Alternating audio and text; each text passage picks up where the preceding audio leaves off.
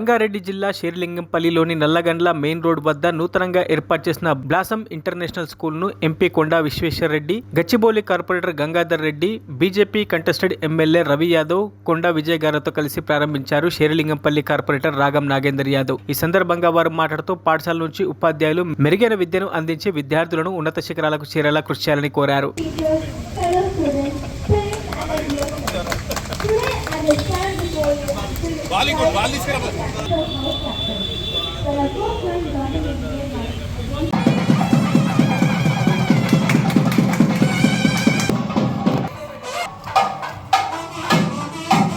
మరిన్ని అప్డేట్స్ కోసం మా ఛానల్ని సబ్స్క్రైబ్ చేయండి.